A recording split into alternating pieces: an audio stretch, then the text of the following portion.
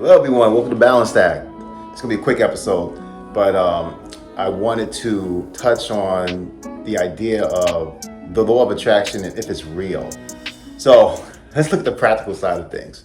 So I think for most, if not all, practical teachers, the idea of the law of attraction is almost a four-letter word.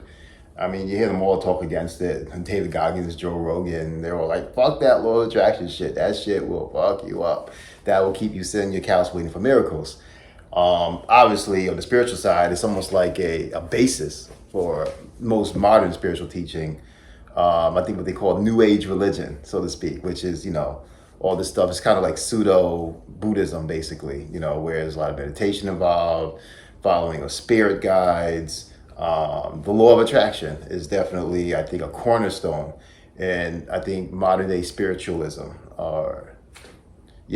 So is it real? Well, there's a lot of things in our universe that we just don't understand, are complete mysteries. Take dark matter, for instance. There's a force out there that is so strong, it's 90% of what makes up our universe, and we can't see it. It seems to be almost invisible, like it doesn't really interact with normal matter, but it has a gravitational pull that pulls on normal matter. And without dark matter, the universe wouldn't actually form the way it is. Galaxies couldn't form and behave the way they behave, and so forth. Then there's dark energy, which is is a force that's actually expanding the universe. So the universe, scientists have a theory that, the Big Bang Theory, obviously we all know what the Big Bang Theory is. And, so everything started off as small as this and then expanded to everything that we see now. But during that expansion, it's not like everything just kind of exploded out and then slowed down towards the edges. No, you go towards the edge of the universe. It's actually the things furthest away are moving faster. So instead of it being more like an explosion, like from like a grenade, an explosion, and the furthest away particles are just like, slowly moving away. Instead, what we have is more like a blanket, a pulling. Take the shirt here. So it's a pulling. So it's like as if the universe was crumpled in the air, and then literally a force that can be observed and measured is pulling the universe apart. So as you pull the shirt apart, as I forcibly pull the shirt apart, the edges are moving faster than the center because I'm pulling it apart. I'm a force pulling it apart. It's not a force that's coming from the middle and exploding out. It's a force that's pulling it apart. I'm sure you guys get it by now. So anyway, that to me is just so interesting. And so that's unexplained. So from the grandest, most macro down to the micro, or really beyond the micro, you have this idea that, in the quantum field rather, of particles popping into existence, popping out of existence, and popping back into existence as if it never went anywhere. So essentially, they're using this now for quantum computing. So basically, they're computing with atoms on a quantum computer that are in another dimension. So we don't understand how this works, but the science is so strong that we're actually using it in a practical sense of computing. So that's wild. That's like beyond my ability to even think, But multiple dimensions obviously exist if we're able to use particles, atoms that are popping in and out of existence because they're going into another universe and then coming back, but we're still able to access them in that other universe for computing power. What? What? So there are things that we can see and measure, we just don't understand. But we have to be careful though, because Neil deGrasse Tyson has this concept that's called the God of the gaps. Well, it's not his concept, but I first learned it from him, where if we can't explain something, we attribute it to God or a God or something. And so that's dangerous because this is a very practical thing, but it's dangerous because then we'll limit our ability to investigate further. So scientists definitely always question anything they don't understand until they understand it. Which is actually the beauty of science. So if you don't understand something, you don't sit there and say, well, it must just be God doing it. You take Isaac Newton.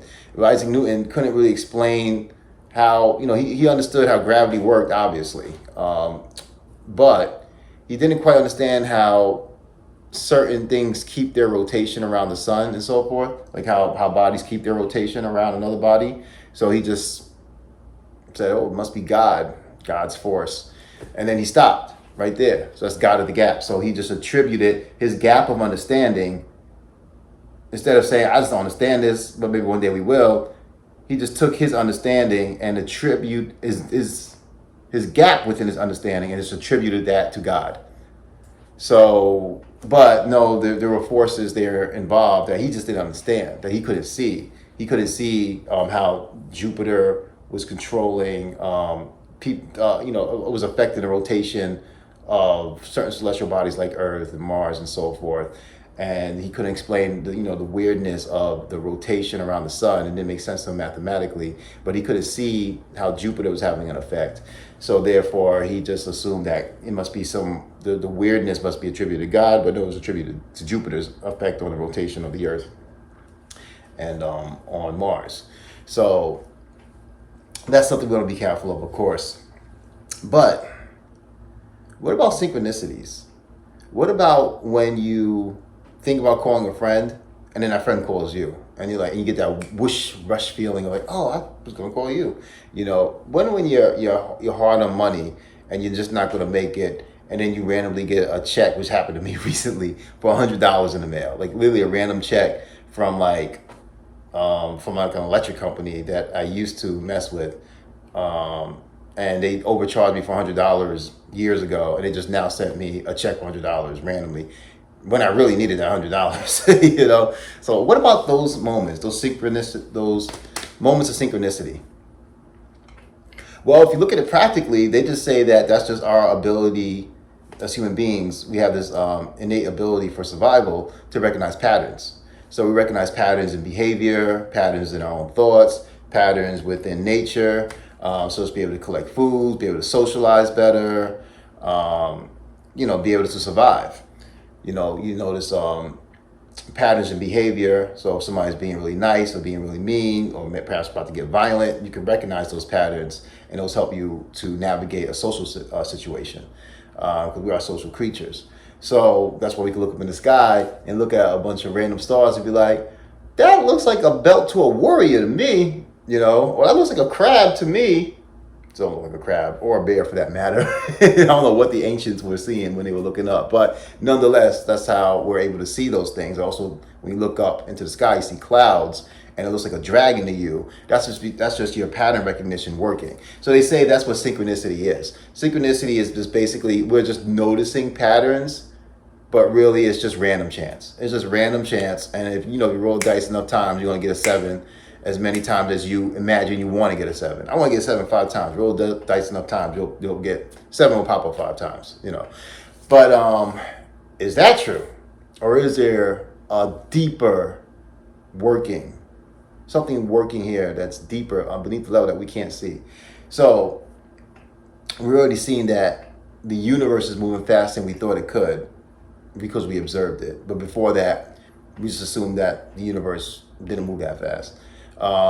We thought that the universe was the Milky Way, and then we discovered with better tools that there are billions of other galaxies, and the universe is unimaginably big. It's more likely it's infinite. So we was able to observe that, measure it, and prove it through science. So now we all believe it, and we all know it, and it's common knowledge, and we take it for granted. But before that, you would have been crazy to even fathom the idea. You see everything that we see, all these stars, billions of stars that we see, when we look up in this night sky with telescopes. Imagine this was like 1892 or whatever, and people are like, yeah. And then we're like, well, can you imagine that there's not only billions of other stars, but there's billions of other islands of stars like this that we're going to call galaxies, like spread out infinitely? And people are like, what? That sounds crazy, But it's true. So what will we discover about the laws of our universe regarding our minds and our abilities to think and our abilities to vibrate negatively or positively, and how that actually affects us and our surroundings and the events that end up happening to us? That's what law of attraction really preaches. It preaches that you, depending on how you're vibrating, because we're all vibration, even that's scientifically proven. We all are vibration. We are all strings vibrating if we go down to the smallest level. string theory. But what if we can see these laws actually working? So depending on how you're vibrating, so if you vibrate in a very positive, relaxed, easy manner, usually things that you want will just kind of come to you. Positive things will come to you, positive experiences, positive people just come into your life, right? That's the law of attraction. But if you vibrate negatively, you'll notice more negative things coming into your world. So how you're feeling, what you're thinking about is what you're going to end up getting in your life. And it really seems true to me. As a matter of fact, I personally believe in the law of attraction. It seems to be proven to me beyond a shadow of a doubt. But that could just be my monkey mind noticing patterns, my ape mind noticing patterns. So what's true? Is the law of attraction real? Or is it just me noticing random events and forming a pattern out of the randomness, like me look up in the stars and seeing Orion's belt? It's just 3 freaking stars across the sky. So what is it? Is it true? Is the law of attraction real? No one knows. Will science be able to prove it one day? Maybe. We've been able to prove some pretty incredible things, and the mind does affect our reality around us. That's scientifically proven. Once again, the quantum field, if you look at a molecule, or if you look at a subatomic particle, and you observe it, it acts one way. But then if you take your attention off of it, it behaves a whole other way. So as you put your attention back onto it, it starts behaving the way it was when you were looking at it before, and it just flips back and forth. I talked about this in a previous video. So it's almost like as if you're looking at me, I'm a man and with brown skin, and you look away from me, I'm a woman with green skin. So as you're looking at me, I'm a man with brown skin. You look away, I'm a woman with green skin, depending if you're looking at me or not. That's how these particles act in real life, scientifically measured and proven. So there's some weird, spooky shit out there that science can observe that doesn't seem to make sense practically. And they just see it, they measure it, they don't understand how it works, but they accept it as a truth because they can see it. Can we one day see the law of attraction working? Can we see these energies vibrating off of us one day and affecting other entities around us? Will we be able to prove it one day? I don't know. But it's an interesting question. So I don't want to come to a definitive conclusion today if law of attraction exists or doesn't exist. I just wanted to explore the idea, explore the question. Maybe perhaps even open up a conversation in the comments. Maybe it's just be me and my sister talking to each other. But hey, that's cool too. But listen, I love you all. Have a great weekend. I want you to think about that. Think about the law of attraction, explore it, maybe YouTube it up, Google it up. If you're unfamiliar with it, see if it may be true for you. And see if you think it maybe is true, can you utilize it in your own life to maybe get closer to things that you truly want. And I'll tell you what, my journey through the law of attraction, I started to make more money, to manifest money in my life. And as I went down the path of the law of attraction, it's like I almost don't even care about money anymore. Like, of course, I want money, I desire money, I desire to travel the world, make millions of dollars. But it's not so important to me anymore. Now what's important to me now is love and connecting to others and to myself and to God. That's what the law of attraction did for me. It just changed my mind about what's important. Because as I began to practice it, I started to realize that, man, the real goodness in life is connection to God and to other people in this world that you love. So may you find that trueness in your own life, what's truly important to you in your life. And perhaps the law of attraction, as it did for me, can do that for you. But be careful. See, even the law of attraction teaches you don't just sit on the couch and wait for miracles. I think Joe Rogan and David Goggins got that right. Some action is required, but take action from a point of inspiration and feeling good. All right, that's it for this week. And it'll go on a little bit longer than I anticipated, but I'm happy that you joined me. If you watched to the end, thank you. I love you. May you find your correct path between the practical and metaphysical teachings to your own well-being. Have a great weekend.